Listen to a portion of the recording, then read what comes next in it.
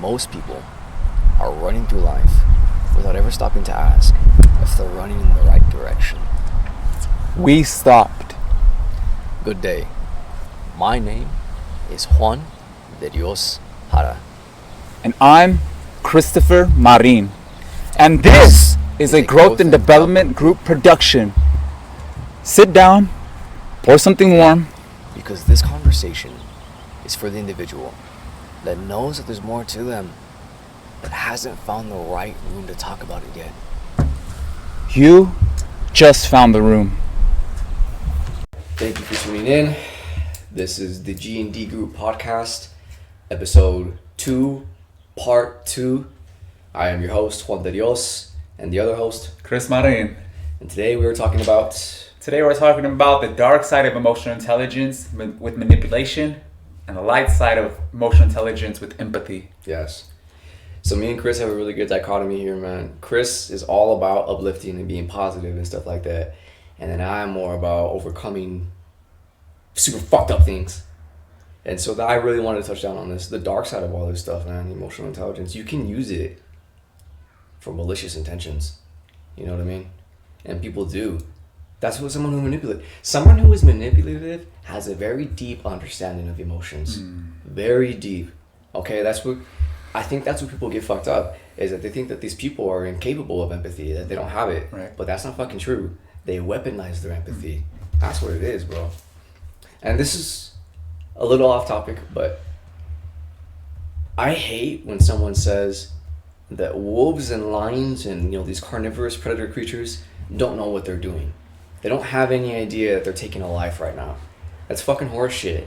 They know they're taking a life. They just don't fucking care. Creatures like that exist. That's a real thing, man. They're apathetic to their prey. Our two manipulators to you. There is a very, very dark side to emotional intelligence. Very dark.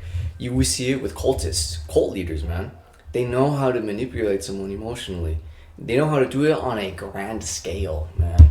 Like, I don't know if you guys know this, but Charles Manson never actually killed anyone. Not himself. He found people who were unstable and weak and he got them high. And then he told them to do all kinds of crazy things. And they did. Because he knew that if you took someone emotionally unstable and you pump them up full of drugs and tell them that they're here for something more, and you can drive them emotionally, you can convince them to do absolutely horrific things. And they did. Charles Manson had an understanding of emotional intelligence. And that's how he did what he did. That's a real thing, man. There is a very, very dark side to this. And I bring it up so A, you can protect yourself from it. And B, so you can protect people from you. That's a big thing now. People think... So often are we consumed with the idea of saving people from the evil of others. Rarely do we stop to think to save people from the evil of ourselves. And that's what this is about.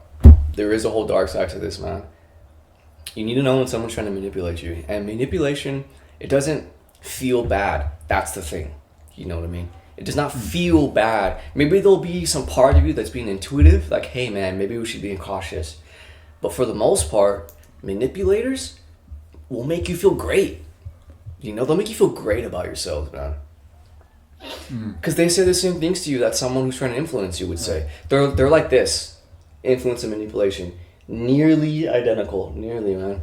You know when God is talking to you, because he will say to you, you could be so much more if only you would go and earn it. You know when the devil's talking to you, because he will say to you, you could be so much more if only you would take it. Influence and manipulation are like this, man. They're identical. They both feel really good. That's the thing. What separates them is the outcome and the intention behind them. So whenever someone's saying something to you that's making you feel really good, you gotta ask yourself, what is it exactly that's making me feel good? What is it exactly, man? And honestly, like, empowerment is what manipulation is most of the time guised as, Like, if you do this thing that I want you to do, it will help you in this way. If you do this thing I want you to do, it'll be good because of this, because of that. It's for this, it's for that, it's for this. They're going to say something that makes you feel great, that makes you feel terrific. You have to learn to discern between when you feel like you're doing something right and when you're actually doing something right. And that's pretty difficult, man, because, I mean, it's hard to say until you see the outcome of what's going on, man. So now the question is, well, how do we protect ourselves from this dark side, this supposed dark side, this manipulation? I mean, it's fucked up, dude, but I hate to say it, but you really can't trust people right away, man. You can't be gullible. Gullibility is a big part of it, dude. Predators never prey on things equal to themselves. They always prey on things lesser than themselves. That's what it is, dude. When do you see a lion try to kill a tiger? It doesn't, you know? When do you see wolves trying to kill a bear? Occasionally, but they're usually starving. You know what I mean? Predators only prey on things weaker than themselves. So the stronger your mind is, the less susceptible you are to such things. Straight up. And my mom told me something. There's a bunch of bullshit she told me, but one of the best pieces of advice she ever gave me was, if it's too good to be true, it probably is. It's rare that you find something that is as good as it is true. You know what I mean? So if some random person is coming up to you and they're like giving you this like fucking once in a lifetime opportunity, oh, you have to act right now, and that's a big thing. That's a huge manipulator tactic, developing a sense of urgency. No, you don't have time to decide. Decide right now. Make a decision now. Right now. Be impulsive. You know, they'll advocate for impulsivity. That's a red flag in a person. When they're advocating for impulsivity, that means that they usually don't have your best in mind, you know? Right. Because nobody who actually has your best in mind is going to tell you just to make rapid decisions right on the fly. They're going to tell you, okay, well, if I offer you an opportunity and you say, I don't know, I need time to think, then I'll say, well, take as much time as you need. If I'm trying to manipulate you into doing something, I don't want you to think about it, because then you're not going to fucking do it. You know what I mean? If you sit back and think about this, you're going to say, this is a bad idea. I know that. So I don't want you to stop and think about it. I want you to make a decision right now. The offer expires when I leave. You have to do it right now. If you don't do it, we'll give this to somebody else, and you're going to miss out, and you're going to wish you did it. You know what I mean? They develop this sense of urgency. Give an ultimatum. Yes. Yeah, it's very aggressive. An impulsive ultimatum. Impulsive, man. I mean, ultimatums are occasionally important, you know? Occasionally, you have to pick between, you know, a loved one and maybe your cause or something like that. You get those ultimatums. That's okay. Occasionally. But most of the time, if someone's giving you an ultimatum, they have their own agenda. Right. Honestly. And that's something you gotta watch out for, man, to protect yourself from manipulation. You gotta ask yourself, every single person that you talk to, every single person that's interested in you, what is their agenda? And it's not always a bad thing, you know? Right. It's not always a bad thing, bro. Chris is like one of the only people to pursue me like incessantly. You know what I mean? Like, Chris would not let me not be his friend, you know? No did he. No did he. But like, I've had so many people in my life that are like self-development and growth people, and in my darker times, you know, I would fail them and I would just kind of push them away. Chris did not allow me to retract my interest in a friendship. And I initially had to kind of ask myself, well, why the fuck is he doing this? Like, why is he so concerned with me? You know, why is he concerned with who I am? And I had to ask myself, what is his agenda? And then that's when he told me he saw himself in my own character. You know what I mean? So his actions did have an agenda. Everybody has an agenda, man. And there's nothing wrong with having an agenda. Right. It's just what is on their agenda. That is what you have to be mindful of, man. What's on someone's agenda? So when someone's trying to manipulate you, they're more than likely gonna like feed you this feel-good bull crap, and they're probably gonna try to be giving you time anxiety. You have to make an impulsive decision. And when someone's doing that to you, you gotta ask yourself, like, what's their agenda? That's how we develop that strong mind that is not susceptible to this kind of predation, you know? Predators will not prey on something they know that they can't take down. Right. You know? Right. And in this particular case, what they're preying on is a weak mind. And when I say weak, I don't mean Well, I do mean frail, but I understand that whenever I use the word weak, I use it in the context of someone who's never lifted weights. They're Underdeveloped? weak. Yes. Underdeveloped. Yeah, actually, yeah. That's a better way to say it, yes. Their minds are weak because they're underdeveloped, but they can still develop. Mm-hmm. Yeah.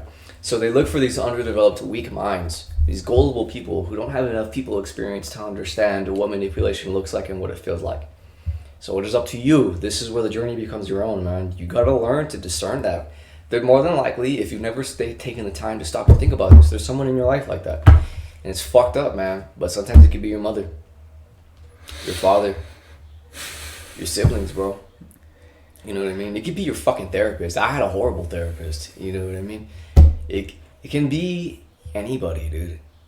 Anyone can manipulate you, and that's really important. It's crucial that you understand this to develop the strength in your mind that anyone, even the people who are not supposed to manipulate you, may be doing so. It's a fucked up reality, bro. Yeah. We're reality not the same. We're all people. Right. You know what I mean? Like, we, as children, we view our parents as gods. These benevolent beings who can do no wrong. Idols. Yes. You know? Idols, right. Like, this person can never ever do anything wrong ever. If they killed somebody and stole from them, it was for a good reason. You know what I mean? And so if you haven't lost the view of your parents and you are already an adult, you might be being manipulated by your parents. It's fucked up, but it's true.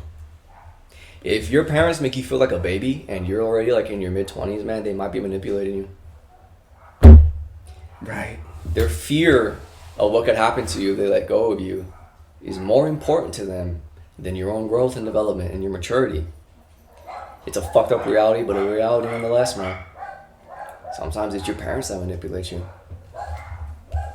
And in those cases, what do? I mean, in your heart of hearts, okay, let me rephrase. In my heart of hearts, I try to understand why they were like that. Why? You know, what was their intent malicious? Because intent is pretty important, bro. Intent is huge. You know, you can have benevolent intentions with a manipulative execution. 100%. I 100% believe that for sure. I agree. Right. So like with my own parents, whenever they were kind of manipulative, I mean, they weren't really. I would say my older brother was like fucking... Okay, here's the story. I was 12 years old when I bought a digital currency which had an exchange rate to the dollar, so it was basically fucking digital money, and I uploaded it onto my video game account, and my older brother went into my room when I wasn't there and used the digital currency to purchase something for himself. And then when I found out about this and I was crying and distraught and in tears, at the end of it, I had apologized to him. That's fucking manipulation, bro. You know what I mean? When they gaslighting, when they're doing something fucked up, but then they convince you that they're not. That's manipulation. That's what it is. That's a clear fucking... That is what it looks like. That's what it is in essence. I'm going to do something fucked up, and you're going to be thankful. And it's an emotional thing, bro. It's you have to have a strong understanding of emotional intelligence. More than that, you have to have a predatory take on emotions. You have to be able to look at someone and say, okay, this is prey. And they are prey because they are gullible. You have to kill your gullibility, man. And it's fucked up, but the people who may be preying on you and maybe the people who are supposed to care about you. It's a harsh reality, but a reality nonetheless, man. If you are a full-grown adult and you feel like a baby in the presence of your parents, they're probably manipulating you, more than likely out of a benevolent intent to keep you out of harm's way. More than likely. So in their minds, their intention justifies their manipulation. And you gotta be mindful of that, man. Because you're trying to convince them to stop doing something bad, when in their mind they're doing this bad thing for a good reason, so that makes it a good thing. How do you convince someone who is convinced that they're doing the right thing to stop? Especially when it's someone like your parents. Especially when they treat you like a baby for your entire fucking life, bro. They're not gonna listen to you. You can try. You have to try. You have to try. But ultimately, I think your exile is what will be necessary. And it sucks. It's not fair. Because you've been dependent your whole life. And now to better yourself, you have to try to be independent. And you may not survive that. But it is what it is, man. Wow, Juan, a lot of great. That's So it's all about, man. You could run your own podcast, bro.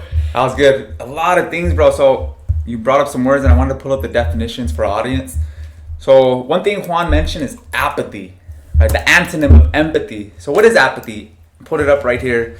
According to Wikipedia, apathy is a state of indifference characterized by a lack of emotion, motivation, or concern. Okay, so there's apathy, and now empathy. What is empathy? Empathy, according to Wikipedia, is the ability to understand, share, and connect with another person's emotions or perspective.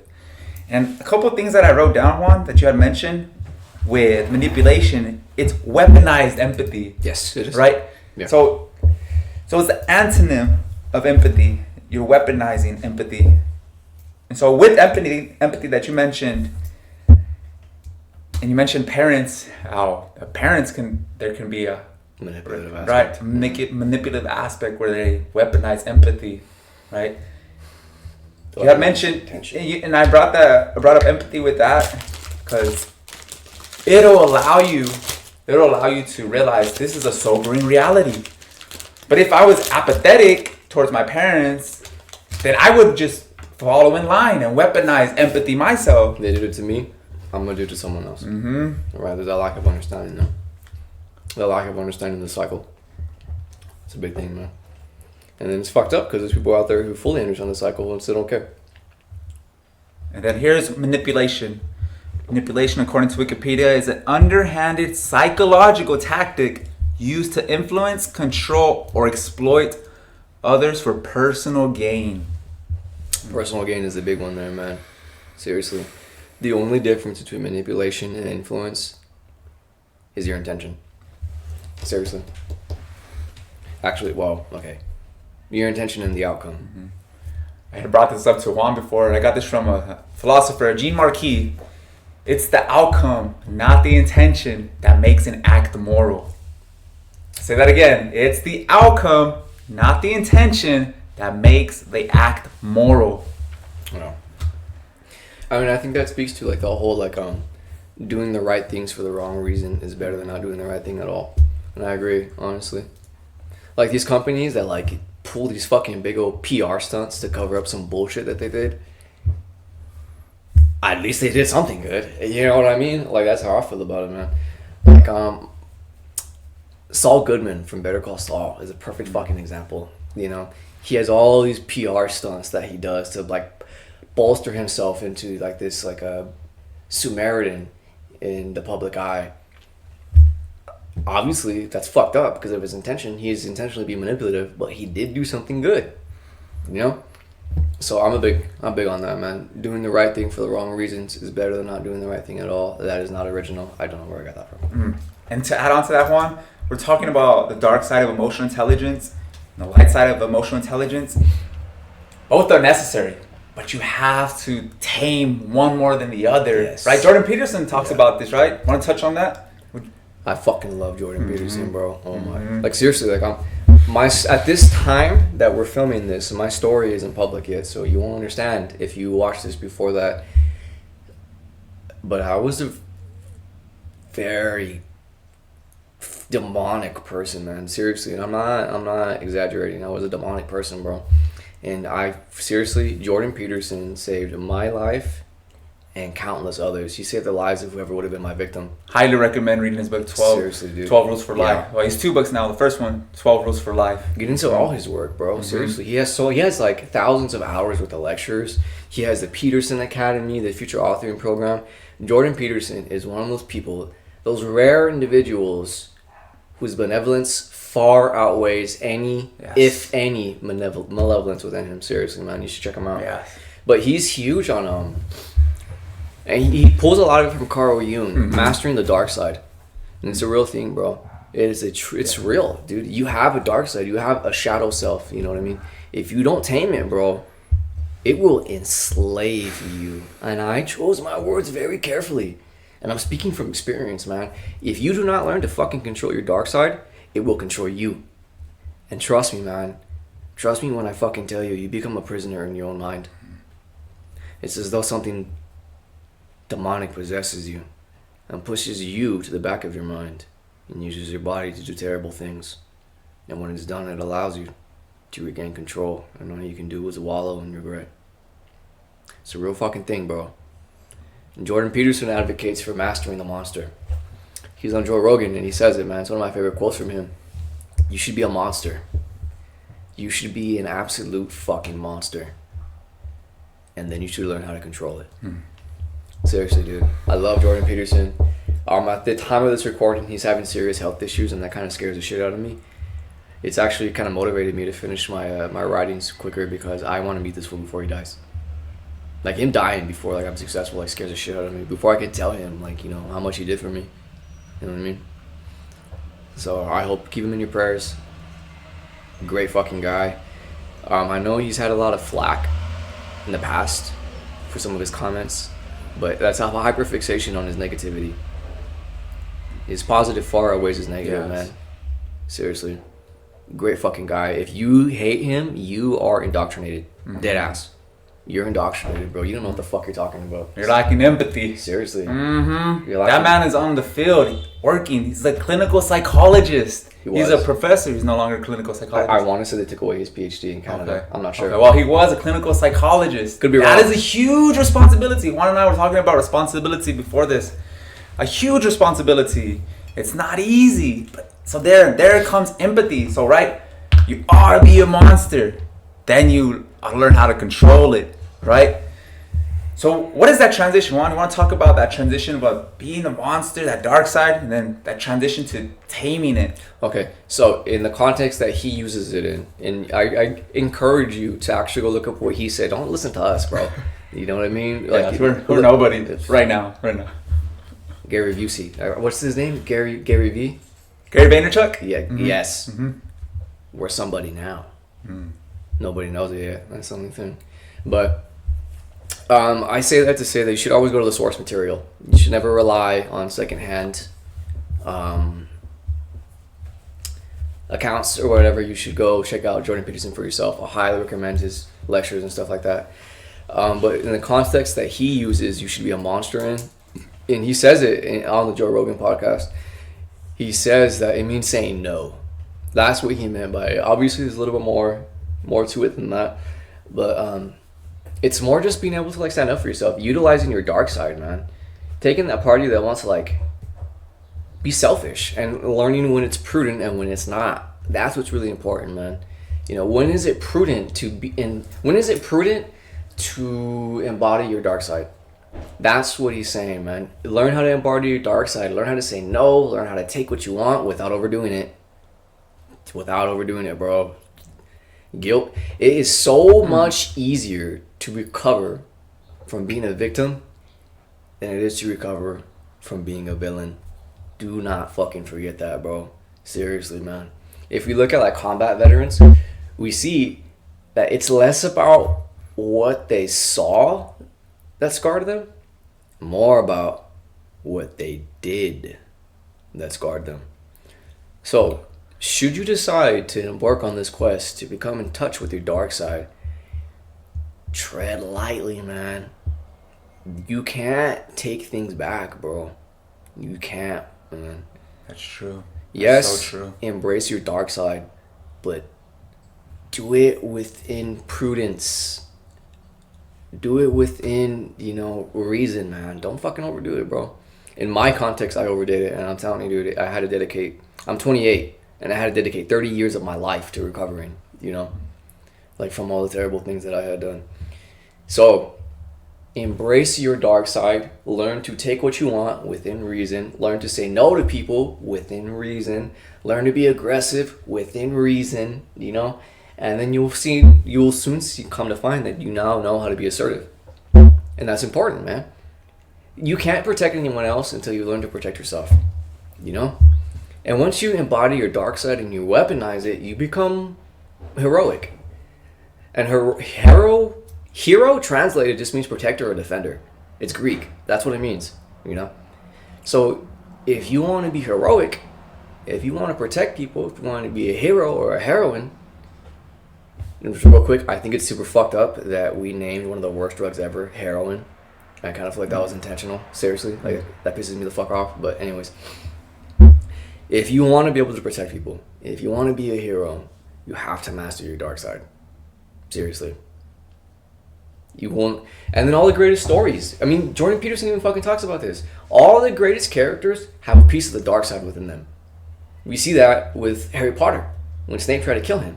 And he has that scar on his head, you know what I mean? He came in contact with evil at a very young age, and a part of it stayed with him forever, you know? That's the classic hero story, man. You know what I mean? The darkness comes for the hero, and it leaves its mark. But they recover. And instead of allowing it to control them, they control it. It's the common hero arc, bro. You'll never really be all that you can be until you learn to embrace your dark side. But tread lightly with this, man. Tread lightly, bro. Guilt and remorse are not easy to shake off. You'll kill yourself over it, literally. So, embrace your dark side. Just don't fucking overdo it. Don't do anything you'll never be able to forgive yourself for. But understand that the dark side is necessary to be all that you can be. I'm thinking about transitions, Juan. How someone transitions from that. I've been thinking about transitioning too. Yeah. Like into a woman? No, I'm just kidding. Transition. That's another podcast for another day. Transitions, yeah. So how one can go from being that monster where they are uncontrollable, where they're not able to tame that side of them, the dark side of their emotional intelligence, to be able to go to that side where they are able to tame that. Mm-hmm. Man, because we each and every one of us are going through transitions.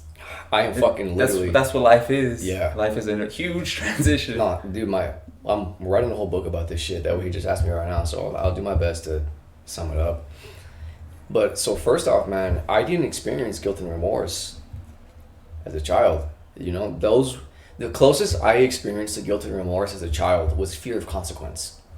You know, that is what deterred me from doing evil things, that I might get in trouble for it. I didn't have a conscience, not the way that you guys do, man. Not now I do, not at that time. There was no voice in my head telling me not to do this bad thing because it's gonna hurt somebody. The voices in my head said, hey, don't do that bad thing like that. Do it like this so you can get away with it. Mm-hmm. Those were the voices in my head. And with it, I don't even know if you can call it a conscience. I've pointed at the anti-conscience. It's the opposite of a conscience, you know what I mean? It's a sadistic voice, it's a malevolent voice. It's a cruel voice, not a kind one, not a benevolent one. It's a negative voice. It's your fucking dark side, you know? But because of all the horrible experiences I had at such an early age, my dark side eclipsed my bright side, my light side, you know? And so to speak to this and how I recovered, dude, it was a lifelong journey. Seriously, man. And I'm still on it now. I'm not out of it yet. You know, I still have this evil, this hatred in my heart, man. So it's important to understand that not everybody experiences guilt and remorse, and not everybody has a conscience. They have an anti-conscience, the opposite of a voice that guides you towards better things. Not everyone has this internal experience that you're having, bro. And that's such a difficult thing to comprehend. Right. If you've never been without guilt and remorse. Right. You don't understand. If you've never fucking been without it, you don't understand that more than anything, it is fucking emotional. It's emotional, bro. Guilt and remorse is closer to like addiction than anything, you know? It's like this feeling that drives you to do something, right? If you're without that, I don't think you have any fucking clue how fucked up it can really be, man.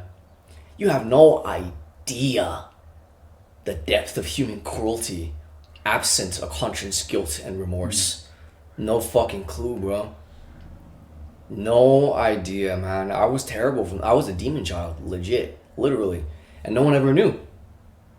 That was the bad part, dude. My anti-conscience was very, very intelligent and very thorough and calculated, you know. It knew who to prey on. Why? You know what? I don't like saying it because that's shrugging off accountability. I knew who to prey on. I knew how to get away with things. I could calculate things, man. I knew that my parents were not going to overlook what I was doing because I was a kid. I knew that my age was a camouflage. That's an anti-conscience, bro. It knows shit like that. It'll tell you shit like that. They think you're a kid, you can get away with all kinds of bullshit. Do it now. You know what I mean? And so, circling back, how do you recover from that? I'm not sure everybody can. I'm not sure everybody can, man. Especially if we look at the psychological literature, we know that psychopathy is genetic. You can just be born that way. I don't think... I can't define sociopath, but I think I might be one. Honestly.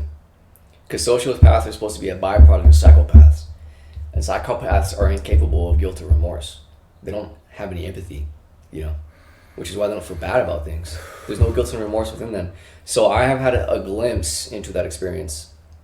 I think I was not born that way. I was made that way. But I was made that way at a very young age. That was the fucking thing, man. I started getting fucking molested when I was 4. It's like that was one of my first memories, was getting molested. That was my introduction to life, being sexually abused. Homosexuality, incest, and sexual abuse. Those were some of my earliest fucking experiences that I can remember. I didn't come into consciousness until I was 5. I don't know what it's like to be innocent. It used to make me cry. I'm getting a little emotional, but yeah, I've never known innocence my whole life. I don't know what the fuck that means. I haven't been innocent since I've been conscious. And that affects you in ways you can't understand unless you've been through it yourself. But having that experience, I can tell you right now, man, I wasn't born this way, but I do think there are people who are. And I think if they're born that way, nothing's impossible, but I wouldn't wager that they can experience guilt and remorse. So I do think genetics play a huge role in being able to recover. Dead ass. In the book The Anatomy of Evil by Michael H. Stone, MD, highly recommend it, on my must-read list. It's got a high vocabulary, but don't let that deter you. Just look up what the words mean, man. You're going to have to look up every couple of seconds, but that's okay. I did too. He talks about something... Fuck, I forgot what words he used exactly.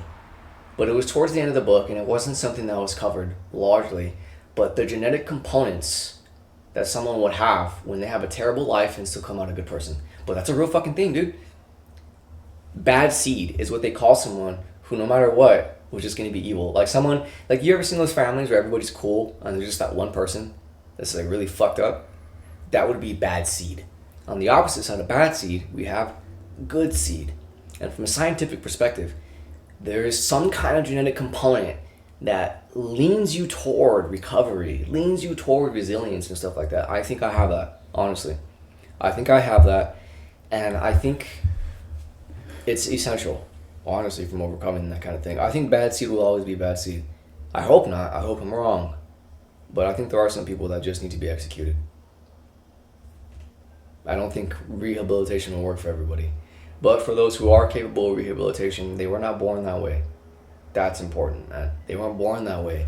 And for myself, I didn't develop guilt, remorse, and a conscience until I stopped getting babysat, because that's who started molesting my babysitter. So it wasn't until I turned about 13 that my conscience and my guilt and remorse actually started to grow and develop and mature, you know? But it's a slow growing tree, dude. It's very slow growing. I was 14 when I begged my mom to send me to therapy. I begged her. I said, "Mom, please send me to therapy. Please, I need to go."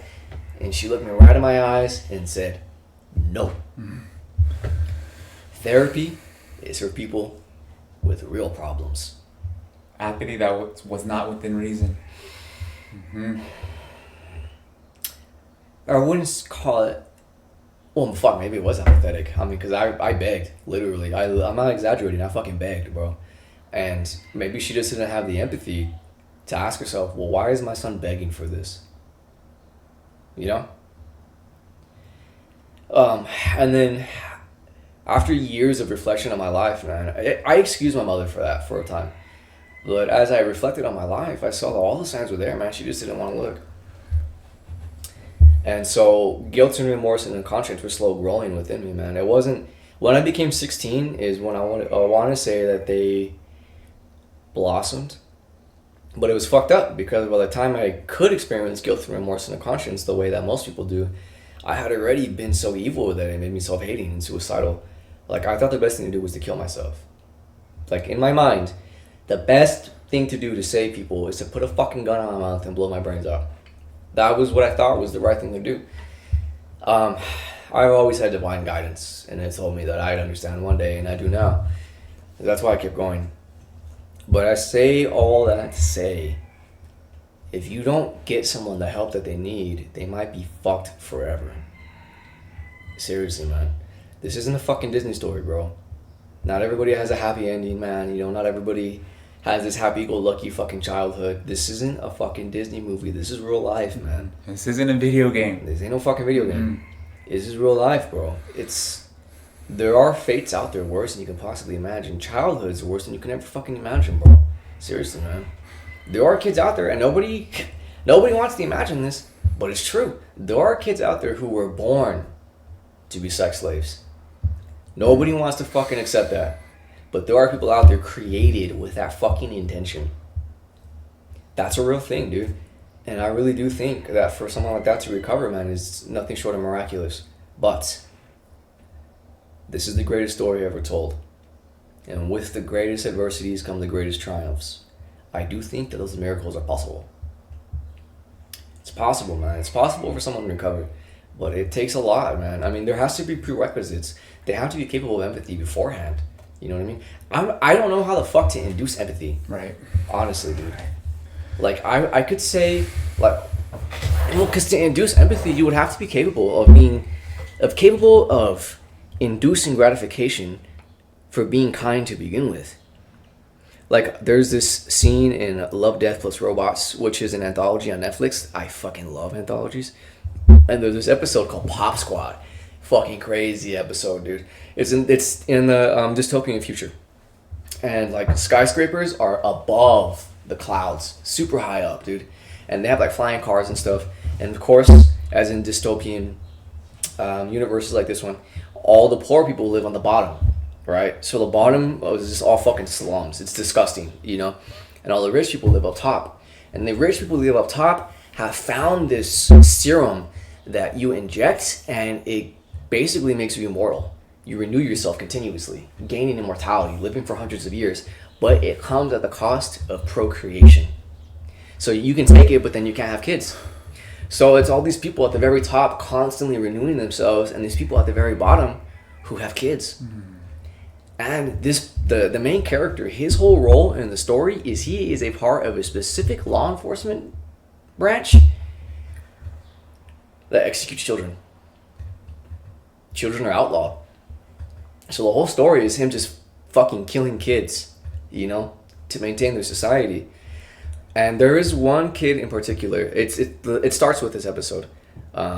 You know, maybe I should have said you should go watch the episode before I said all this. Spoiler. Yeah, my bad. Well, I think it's too late to say yeah, spoiler. Too late now. Yeah. But so the main character, it opens up with him in the slums, and they're arresting this family who had kids, and the kids had to sleep in like cabins because they didn't have fucking beds. And so it's these law enforcement agents who are in a uniform that's very daunting, and they're escorting the parents out. And then it's the main character, and he's wearing all black, and he has like this like hawk look in his eyes. And it's the kid, you know, he's probably like 2 or 3 years old, very small. And he has a toy dinosaur, and he picks it up and he presents it to the guy. And then all you hear is, he killed the kid. And so then the whole story from there is his guilt. He felt guilt for it, bro. The little toy dinosaur that the kid offered him started following him around. You know what I mean? Like, it started popping up in his life, and it was guilt and remorse, and he just could not escape this little toy dinosaur. And so out of curiosity, something told him to look at the tag, and he looked at the tag of where the dinosaur came from. And children aren't a thing in this world. So it's like, kids' toys are fucking like antiques, you know? They're like valuables. They're collector's things. So he looks at the tag, and he goes to the store that it came from, right? And then he sees this lady purchasing this toy, and she's obviously uncomfortable around him. So he follows her. And then he follows her to a house where she's at. And big surprise there. She has a fucking kid, you know? And he didn't want to kill the kid. He sat down with the woman and was asking, like, why do you keep having kids, you know? And then she gives her whole monologue about how she's not so in love with herself. She said that she'd lived for like 300 years, and this is the best thing she's ever experienced, is having a child. She said it's like the world is new in their eyes, you know, like you share that experience with them. You share the discoveries with them and stuff like that. And the kid came up to the guy, and the kid was asking him for his hat. And so he like hesitantly picks up the hat and gives it to her. And then she puts it on his head, and she starts laughing. And he smiles. And he smiles, man. You know what I mean? He feels now. He felt emotion. But the precursor to that emotion was guilt. And I say all that, I already, you know what? No, I'm not going to tell you what happens. You go watch that shit. It's a great episode. Pop Squad, Love, Death Plus Robots, season 3, I want to say. But, so the prerequisite for him to experience that kind of empathy was guilt. But if you can't experience guilt,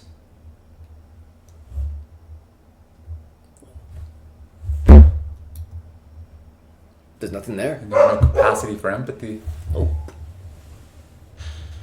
There's no capacity for empathy. If you are not capable of guilt, you are not capable of empathy. A very, very, very cruel and harsh and cold reality, but such is the world that we live in. Not all of it. And this is why this is important we're having this conversation, because I brought this up.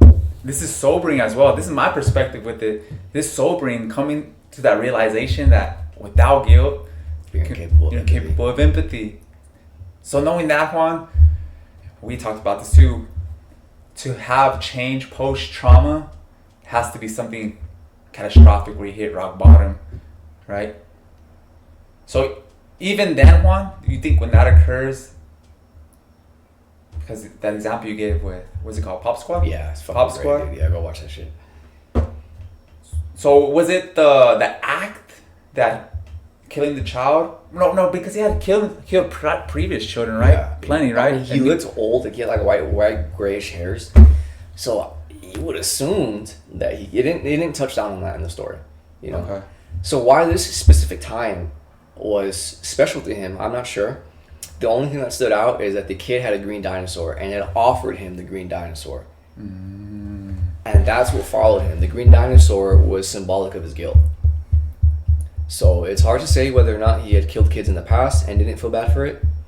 But maybe this was the only time that the child actually attempted to interact with him. The child had offered him something. That's a big thing, dude. Seriously, man. Like I fully intend one day on ministering to the worst humans on this earth. And I think getting them to change starts with an offering. Let's write that down. It starts with an offering, man. It doesn't have to be a fucking toy dinosaur. Sometimes the offering can be just as small as compassion. Sometimes that's all it takes. Now, look, dude, I'm not fucking saying go out and find a fucking serial killer and be like, I love you. No, don't do that. All right? Like, be within reason. Yes, you know? within reason. Prudent. Be fucking prudent, bro, okay? If you want to make the world a better place, you have no idea how valuable you are in this day and age, okay? Don't fucking kill yourself doing some stupid shit. But, yeah, man. I mean, it starts with compassion. It starts with an offering of some kind, you know? And compassion is a great offering to someone who's never had any. Seriously, dude. And there are people in this world who don't have any compassion, man. It sounds crazy to us. It sounds insane to us that someone like that could exist. That from start to finish of their life, it was nothing but cruelty. It sounds insane. But I promise you have no idea what can and cannot be real. Alright, dude? Like, you don't fucking know, man. Don't think that you have this all figured out, because you don't. You never will. You will never have life figured out. Don't be a fucking idiot, man. You know what I mean? There are people in this world who have never experienced even a smidgen of compassion. And the horrifying, horrific fucking reality is that if you find someone, especially if you're a girl, if you're a beautiful woman and you find a man who has never had any compassion in his life and you give him some, he may become obsessed with you. You know what I mean? It's a scary fucking thing, bro, but it's real, man. You're going to give them something. You're going to make them feel something they never felt, bro. Imagine being deprived of kindness your whole life and now you finally experience it. It'd be fucking overstimulating. You know? Keep that shit in mind, bro. Spread compassion within reason. Spread compassion prudently. You know what I mean? And then it makes sense why people who have not received compassion, when they do receive it, they question it. It's foreign to them. They don't know how to receive it. What's the catch? Right. What's the catch? What's the catch? Yeah. And so this is so important why we're talking about this. The difference, you mentioned it, between manipulation and influence. Right? There's a fine line. Right? So the intention, the execution, and the outcome. Mm-hmm. Yeah, for sure, bro. Yeah, man. It's a dark world we live in, only getting darker. I understand wanting to be the light, but you don't be fucking naive. Yeah, don't be naive. Mm-hmm. I was gonna say something meaner, but yeah, that's a much better word. Don't be naive. So yes, that's a great example from that show. It's crazy, man. Yes, the crazy, offering, dude. What the child was offering out of genuine kindness. Yeah, because I do think that people can be born evil. Michael H. Stone would disagree. I need to clarify that. The book Anatomy of Evil, that is on my must-read list, that is a scientific look on evil from a doctor's perspective, a psychoanalyst who has interviewed all kinds of the worst kinds of people, serial killing rapists. Dude, okay, there's a category of crime called the angel of death. It's something that occurs so fucking often, they named it. When a nurse kills people in the hospital. That's a fucking thing. Okay? There's something that happens so often. Like, if the crime has a category, it's happened often enough for there to be a pattern, okay? So another crime that they talk about in that book, that Michael H. Stone talks about, is when the stepfathers kill their stepchildren. That's a real fucking thing. Another crime they talk about is when parents fuck their kids. That's a real fucking thing, bro. You know what I mean? Like, yeah, there's where was I going with this? What were we talking about before this? You can't fathom what is and isn't real. Yeah, and then we said, be careful being compassionate, don't be naive. Oh, yeah, Michael H. Stone disagrees that someone can be born evil. Well, he says that he doesn't believe that. He says that evil is a recipe. I mean, obviously, you know, we should defer to his judgment over my own, you know, but despite that, I still wholeheartedly believe that someone can be born evil. Seriously. I think it's rare. I think it's rare that it happens, but I think almost all the evil in our world comes from those people. It's contagious. It's a disease, you know? It's something you'll never really eradicate. It's a part of the universe. I think the earth has seen like multiple golden ages, and I think they were all brought down by this one individual who was just born fucking evil. You know, it's like a response almost. You know what I mean? It's just a part of the story. So I do think people can be born evil. I think it is extraordinarily rare. I think it's miraculously rare, but it happens. Most of the time, though, 99.999999999% of the time, we're not born that way. We are made that way. It's a recipe. We are made that way, man. Okay. Yeah, seriously. That's a good to say that's the exception. Right. The miraculous, like divine, you know. I'm big on so I talk about God and the devil, but I need to say this. I'm not a Christian. I'm not even a monotheist. I'm a polytheist, and I lean towards more Eastern beliefs, which is usually synchronicity, androgyny, yin and yang, harmony, that kind of thing, right? So I 100% believe that if virtue can have its chosen, then so too can evil. That's how I feel about it, man. If the good gods and goddesses can create a person specifically to do good things, then the bad gods and goddesses can create people to do specifically evil things. You gotta keep that in mind. You will never really defeat it. It will always be there. It'll be a constant. Your children will face it, and so will their children. And your descendants thousands of years after you will have their own interactions with evil. It really goes away. It's a Sisyphus effort. You can fight for the rest of your life. And if you are of weak will, then you ask yourself, what is the point? Maybe you have a point. Maybe there is no point in fighting it. Maybe we should all just succumb to it. But my will is not weak. I've been fighting from the time I was a child. And I will continue to fight until I die. Mm-hmm. We want to be able to live with ourselves. Seriously. Mm-hmm. Guilt and remorse are my most sensitive emotions now. Seriously. For once I had none, now it's like, I remember the last time I did something that made me feel fucking horrible. I went to Starbucks and I would get free water there back when they had free water. And one of the employees told me I had to pay for it. And that annoyed me so much, bro. She said, you have to buy something, you know? And so I had grabbed like an avocado thing and I just fucking threw it. You know what I mean? Because I was pissed. And I've been in customer service, so I know like that's fucking annoying. And she had to like reach over the counter and grab it. And for days, bro, that ate at me. I'm like, oh my God, why the fuck did I do that, bro? I'm such a terrible person. I ended up like tipping her and apologizing. But I bring that story up to say that if you can develop guilt and remorse, it may get to a point where you may experience guilt and remorse more so than people who were born with it. Because you nurture it more. You care about it more, man. You know? Nothing given is ever really appreciated. Right. I was not given guilt and remorse. It was taken from me. I had to develop it. And now that I know that I can, I continuously develop it. So yeah. That's just if you're out there, man, and you had a life like my own.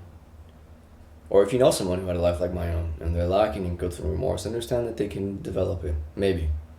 It depends on why they're like that. But once it develops, bro, it's fucking there, man. It's one of the biggest reasons I'm doing this. I can't live with myself not trying to make the world a better place like this. You know what I mean? Like, if I was on my deathbed, if I was on my deathbed and I didn't spread my wisdom, I would feel like I was going to go to hell. Or maybe I'm already there. You know what I mean? Something like that. I say all that to say that if they can develop guilt and remorse, they may end up becoming some of the most benevolent and kind people you'll ever meet.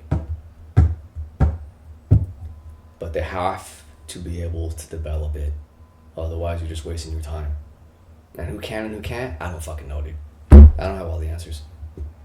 Not yet. Well, I never will. But I can have more answers than I do now. But I don't have the answer for that. It's hard to say. I'm a big believer that there's no real separation between science and the supernatural. I think science is what we can explain and what we understand. The supernatural is what we don't. And I 100% believe that science will one day meet what we call the supernatural, and we will be able to determine which genes specifically prohibit the cultivation of guilt and remorse. But that's not today. At least I don't think so.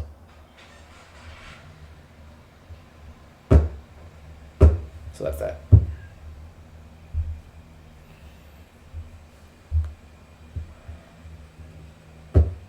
Apathy and empathy. Manipulation, influence. The Yeah. dichotomy. Mm-hmm. Life is a fucking dichotomy, man. Duality, dichotomy, androgyny, harmony, synchronicity, symbiosis, whatever you want to call it. It's that. Earth will never be heaven or hell. It will always be somewhere in between. Right. Always, man. It's a fucking battleground for something. I don't know why they're so obsessed with this. It's kind of fucking annoying, but whatever. It would have been great not to be molested as a kid, but I mean, fuck, whatever. Too late for that.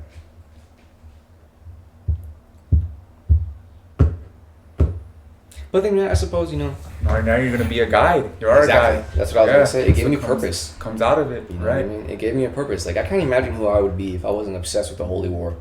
You know? Mm-hmm. What the fuck would I do? What would I be? What purpose would I serve? You know what I mean? Like, the Holy War is why I live. You know? Holy War. Again, I'm not Christian. I'm just referencing the battle between virtue and evil, which has been going on before fucking anything, probably. Prior to creation, even. Mm-hmm. You know? That's what I mean when I mean the Holy Before the dawn War. of time. Mm-hmm. Yeah, before material, if anything, man. Before physical forms, before planets, before the stars, before anything. More than likely, it's what gave birth to all of this. Well, I can't say more than likely, like I would know. I wouldn't be surprised if this was a result of that, This being our reality, our universe. And I had mentioned to Juan before this. And Juan says, it made me think of it with what Juan said. He said, the depths of hell is equal to the heights of heaven. Seriously. Yeah. So seriously, man. maybe think that we're in between, and both heaven and hell, virtue and evil are fighting for us humans. So we are significant. For some We are significant for some reason, right? That we may not ever comprehend in this lifetime. Not in this one. But there's something there, and that's what drives us. That's what drives us. And I think that's why we're here, Juan. That's why we're here to stretch ourselves, to stretch our capacity, to be able to come to as close as we can to understanding why we are here and the significance that we have here. I definitely believe that I am an agent sent here. By who or what? I don't know, dude. I have no idea. Maybe Yahweh, Elohim, Jehovah, Allah, whatever you want to call him. Maybe Shiva sent me. I don't fucking know. I don't know who. But I know I'm an agent for something. I know I was sent here. And although my purpose and my being here weren't so clear to me initially, now it's pretty clear.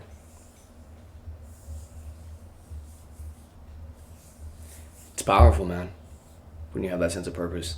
Mm-hmm. That's what got me through it all, was believing that about myself, you know what I mean? That I was sent here, man, that I was a part of something greater, that I'm an agent of some sort for some virtuous god or goddess, maybe multiple, I don't know. But, I mean, when you have that sense of purpose, bro, there's nothing that can stop you. Nothing. Not even death.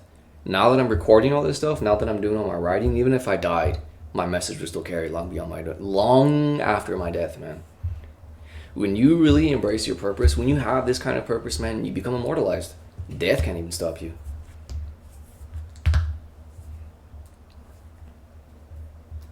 It's crazy, man. Purpose is fucking everything. It's everything, bro. You don't have a sense of purpose, you are a straw house. And when the wind comes, you will be swept away with ease. But when you have purpose, you're a fucking bomb shelter. You know what I mean? A nuke couldn't fuck you up. A hurricane couldn't destroy you. Only the destruction of the earth itself. Literally the destruction of our universe. Purpose, bro, it's everything, man. Purpose is everything. Develop as strong a sense of purpose as you can. You will find out just how strong you really are. But this comes with its own tests and its own trials. You think you're born for greatness. You will be given great adversities. Mm-hmm. And whether or not you believe you can handle them, if you believe you can or believe you can't, you are right. I only made it out because I believed I could make it out, man. I only recovered because I believed I could recover. You gotta believe in yourself, man. You really do. Corniest piece of advice ever, but it's true. Cliche as fuck. Super cliche.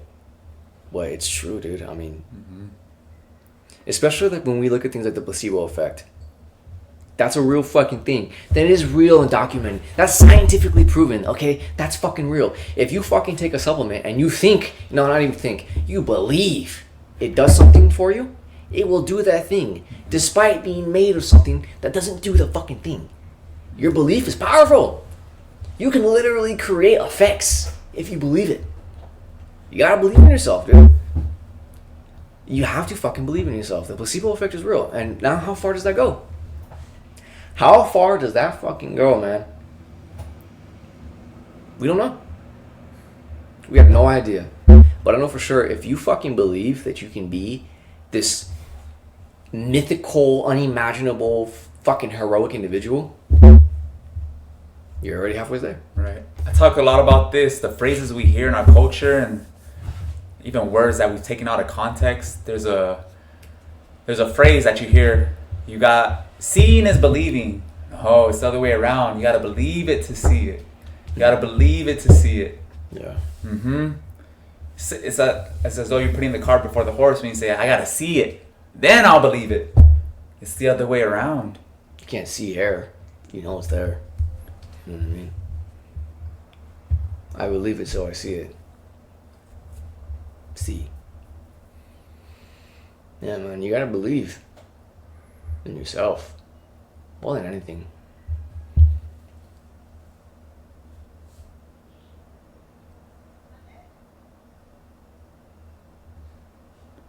What else you got? That's it, brother. Honestly, that was good. That's Anything a else? solid hour. You gotta go? I think that was a solid hour. Okay. Mm-hmm. Anything you want to add? Thinking about manipulation and influence. Being cognizant of your intentions. Cognizant. Being mindful. Being aware of your intentions. Because again, you could have the greatest intentions, but the outcome says otherwise. So I've fucking been there. yeah, so just reminding yourself that manipulation is for personal gain. And again, this is important, right? We're talking about the dark side of emotional intelligence and the light side. We have the capacity for both. One ought to outweigh the other. There's this book called The One Thing by Gary Keller. Highly recommend it. It says everything matters, but not everything matters equally. So there are priorities. So I would say empathy outweighs apathy, influence outweighs manipulation, and on that note, they are both necessary, right? So I think that's important to consider and being mindful of that. Because you can talk about this too. I worked with, I got connected with the organization when I was in college called Optimist International.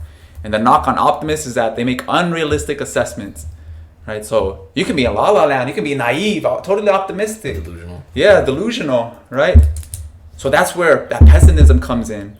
They call it the devil's advocate. I'm gonna play the devil's advocate. Negativity is necessary, it does play a role, but again, everything matters, but not everything matters equally. True. So if negative, now flip it on the other end. If someone's just always pessimistic, Juan, always negative, that person's repulsive. As fuck. I hate Right? people like that. I grew up around people like that. I used to be someone like that. That's why I hate him.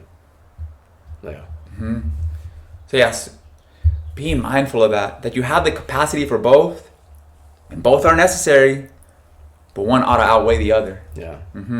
There has to be a dominant force. Obviously, you should aim for harmony, but harmony is more conceptual for us than it is actually attainable.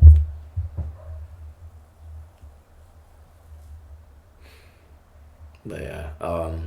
So within reason, that's good. Being prudent. Juan's favorite word, prudence. Yeah, prudence is my favorite word, man. It's something that I had always felt, that I was missing. And naming things is really important. This is a quick advice since we're on speaking about emotional intelligence. Being able to name your emotions gives you power. Yeah, it's got name entertainment. That's good, bro. You gotta name entertainment for real. Good. So you have to be able to fucking name the emotion. It is so much harder to deal with grief when you don't know that it's grief. It is so much harder to deal with frustration when you don't know that it's frustration. It's so much harder to deal with envy when you don't know that it is envy. You have to be able to name your emotions. This is something that's, I've seen it like in movies and stuff. I don't think I've ever really read about it in like a holy text or anything. But like you need to name the demon to have control over it, right? So how does that relate to this? You need to name your negative emotion if you ever hope to really control it. Seriously. Positive emotions, we don't feel the need to name, because they're positive. What's the point? You don't need to have control over it. But you should still strive for that too. And there's a certain power in being able to name emotions, man. Because once you name it, then you can find its antonym. And once you find its antonym, you can apply it. So like I used to be an envious person, right? And so once I understood that what I'm feeling is envy, I'm like, okay, well, what's the opposite of envy? Admiration. And so since I could name it and I knew it was envy that I was feeling, now whenever I feel myself being envious, I flip it. When I see someone doing something I want, I don't go, man, fuck that fool, it should be me. I'm like, you know what, that's so badass, that's inspiring. I want to be like that too. Naming your emotion gives you power over them. And once you can name it, you can find its antonym, its other side, and then you can flip it. You need to learn to name your emotions. Huge part of emotional intelligence. If you don't understand what's going on in here, you will never understand what's going on in there. But yeah, it's important, bro. Name your emotions. It's crucial. And if you can't think of any names, start fucking reading on it, man. It's 2026.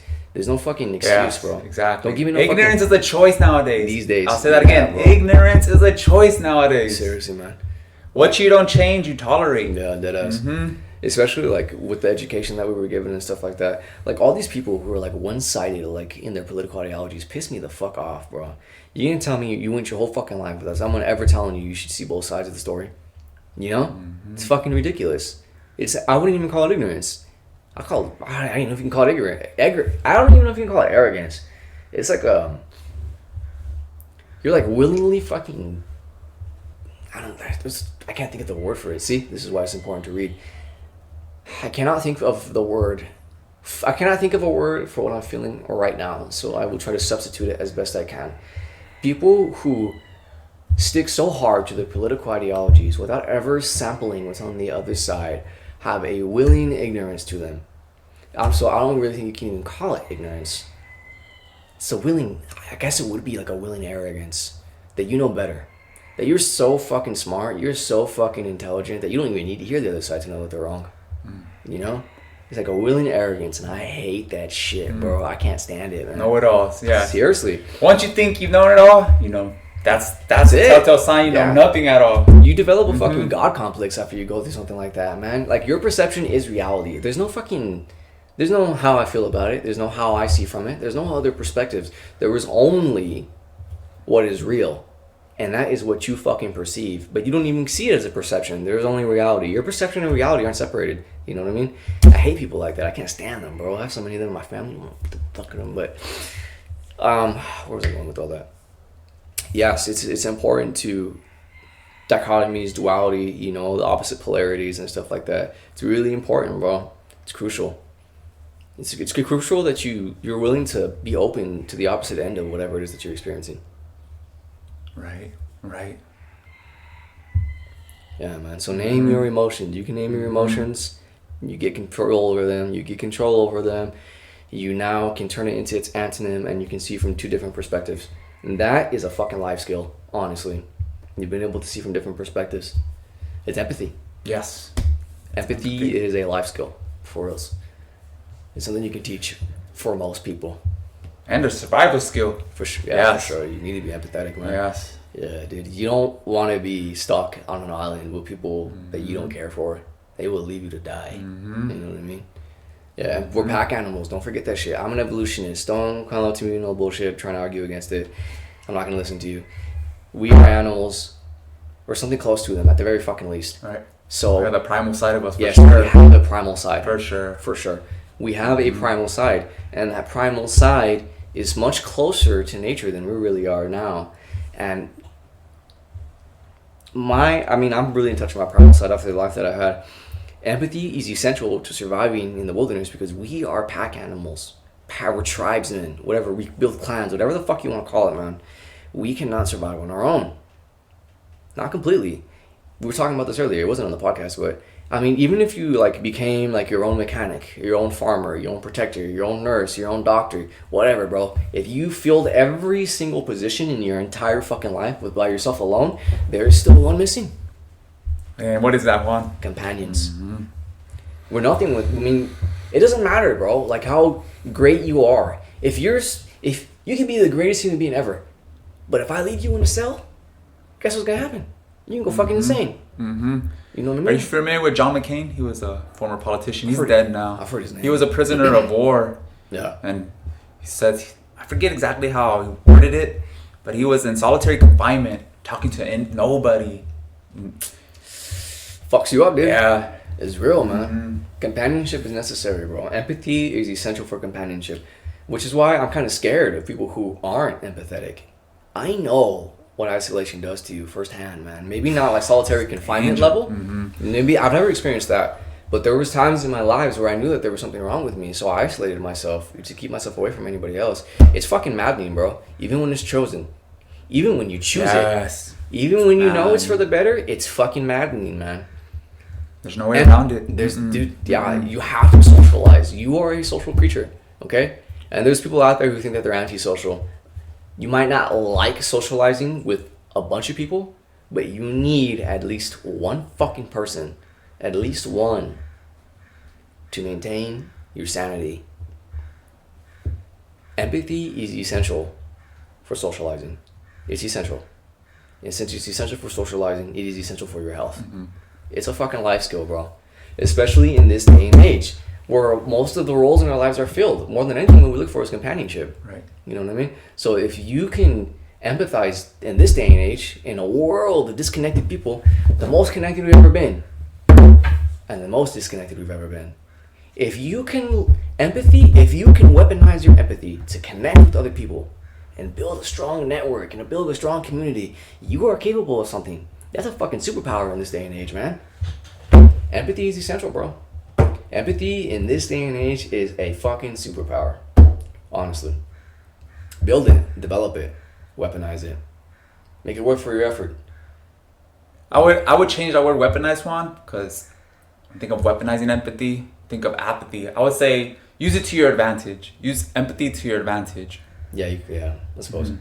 But because that's the word with the manipulation aspect Weaponized within it. reason, right? Within reason. yeah. Use it to your advantage. Okay, well, I said weaponized because I'm specifically referencing like building a strong tribe to protect you. So that's what I meant when I said like weaponized. But yeah. And I had who or what do humans find most interesting? Each other? Yeah. Yeah. Because think about it. Think if you're the only person in the world. That sucks. Right? Exactly. What do you the point of being alive? Exactly. So we are wired for connection. We need one another. Right? We're here for something more. This bro. is a sobering reality. This is where empathy comes in. It's a sobering reality. Realizing that we need one another. We're fragments of a whole. Now, one thing that we want to be fully transparent about with you. The framework and structure you heard here today was developed with the assistance of Claude AI. The ideas, the mission, and the conversation are entirely ours. But we believe in being honest with the people in this room about every tool we use to serve you. Because that is what self-mastery looks like when actually practiced. Using every resource available to you with integrity. And before we go, if anything landed with you and lingered longer than you expected, talk about it in the comments. We want to hear about that. And if someone came to mind while you were listening, someone who needs to find this room, send it to them. Not for us, for them. And if you're still here, still listening, still a part of this room, Subscribe. Not because we asked, because you don't want to miss what's next. And always remember, it gets better, but not if you quit. Keep going.